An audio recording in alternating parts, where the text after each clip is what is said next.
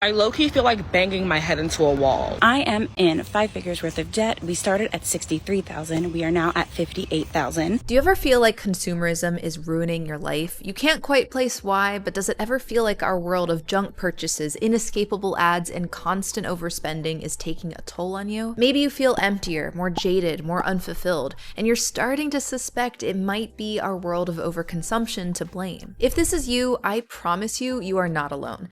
I just want to spend money.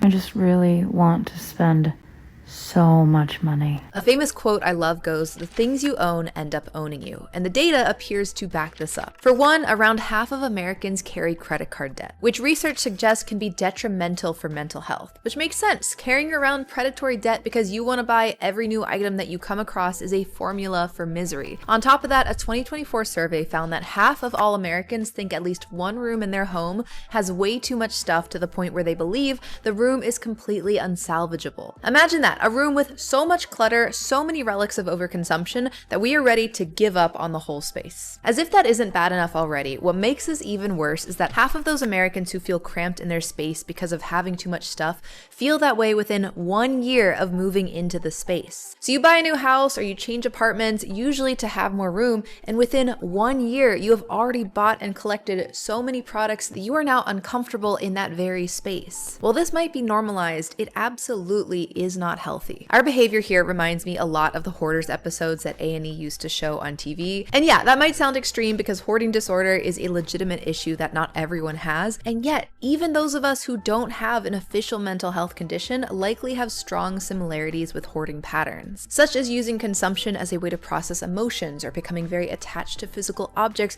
even when our lifestyles suffer. My house now has gotten very cluttered over the last 5 years, 6 years, since my daughter moved out and went to college. One day it was like, I just kind of blinked and it was like, gosh, where did all this come from? In that clip, Linda is an official hoarder, but we see hints at what provokes her into that state: isolation, depression, unfulfillment, which interestingly, overconsumption and hoarding only make worse. In just a bit, we'll talk about how consumerism affects one's social life, in particular, how it becomes a vicious, self-fulfilling cycle. Fortunately though, I think we're in this really unique point in the last few years where conversations about the negative impacts of hyperconsumption are finally taking place, and we need this to happen more because our relationship to consumerism affects our lives deeply. Yes, obviously, the environment suffers when we don't choose conscious consumption, but so does our social and financial lives. We make ourselves lonelier, sadder, poorer, more exhausted, and financially stressed out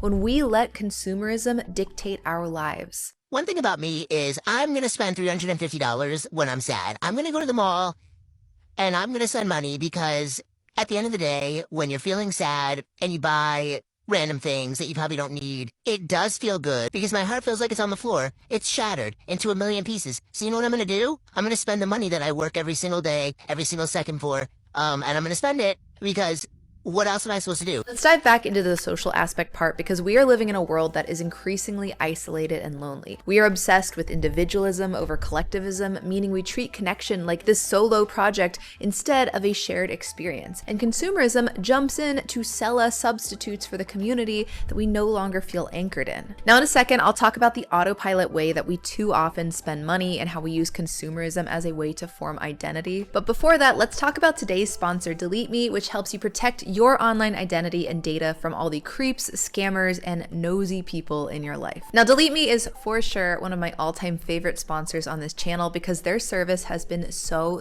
invaluable to me. Before using DeleteMe, you could Google my name and find out so much information about where I used to live, my parents' names, my phone number, my email addresses, all this deeply personal data that I do not want on the internet. Even if I wasn't a public figure, just being a woman and having people easily find my address is really disturbing.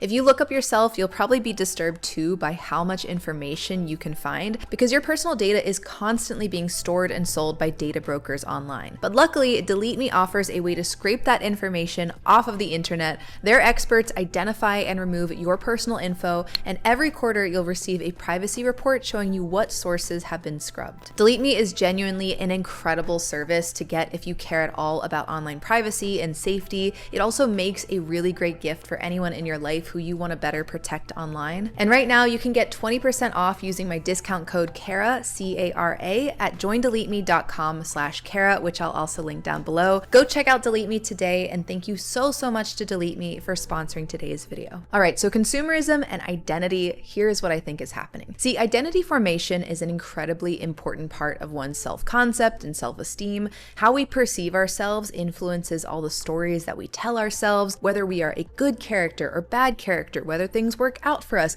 how do we show up for others, where do we belong? I'm selfish. I'm kind. I'm not good enough.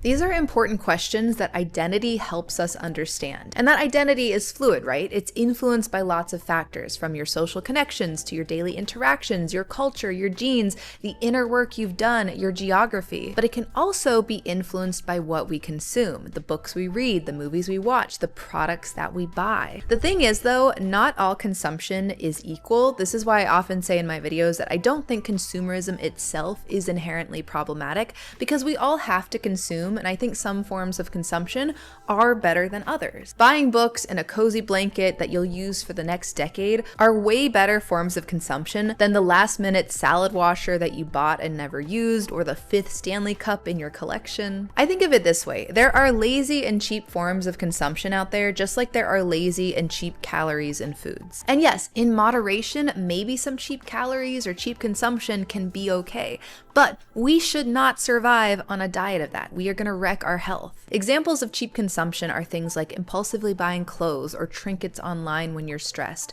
or using shopping as a main way to hang out with your friends, or only watching quick dopamine-inducing TikToks. They are all things where our mind kind of shuts off. We let ourselves get lulled into this zombie state where we spend money to feel something or just pass the time. And that is not a healthy relationship with consumerism. What we should aim for instead is conscious consumption. It's being intentional about where we spend our money and our time. And better yet, trying our best to create more than we consume. But how does this all relate to identity and the way that consumerism impacts our social lives? Essentially, consumerism becomes this fake way to form identity. We buy things to define ourselves rather than doing the harder work of actually becoming a real multi-dimensional person. A lot of subcultures deal with this exact problem. Like if you're a huge Star Wars fan, you might define yourself strongly by that relationship. And so you buy the merch, you watch the movies, you get tickets to the Comic-Cons, you buy tons of figurines and have a collection of Lego Star Wars memorabilia. If you go far enough with it, you can unintentionally outsource your personality and identity to these various forms of consumerism. From Japan,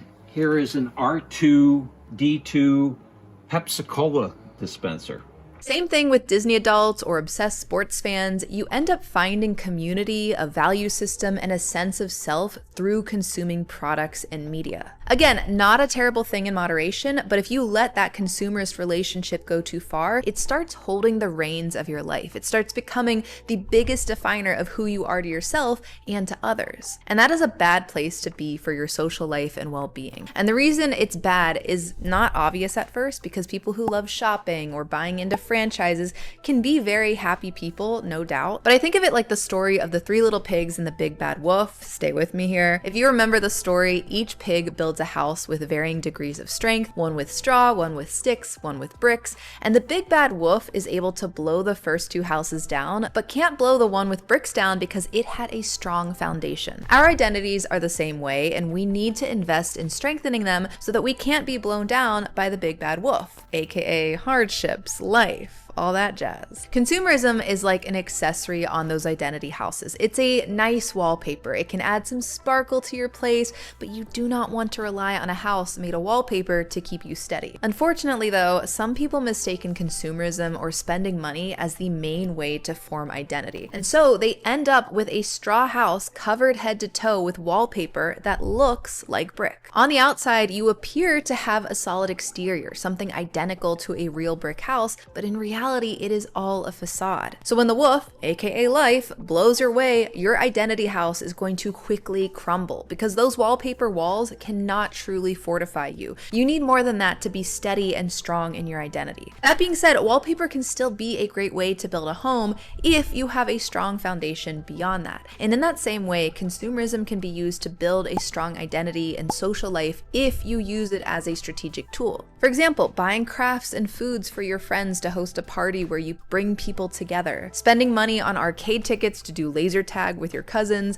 buying flowers or sweet treats to drop off with your neighbors. These are all tangible ways that we can use consumerism to expand our social lives, to intentionally create rather than just consume. It's very different than the passive consumption we tend to fall into, like watching Netflix every night or online shopping after work. Those kinds of passive consumerist habits are isolating. We lose social connection every time we do them, and our relationships suffer. And it's not just our relationships that suffer when we don't build a healthy relationship to consumerism. Our financial lives also suffer because consumerism usually involves spending money. And the more that you cannot control your consumer habits, the less financially stable you are going to be. Let's do a monthly spending recap. Monthly shopping total for June was $1,000. So if you want to get a handle on your financial future, and you should, because doing so will make you less stressed and more able to live your dream life, then you need to get a handle on your spending. People do not realize until they start tracking their spending how much money they are bleeding out on a monthly basis. In this article about No Buy July, which was a month-long spending challenge people did over the summer, money expert Andrew Lokanath said, quote,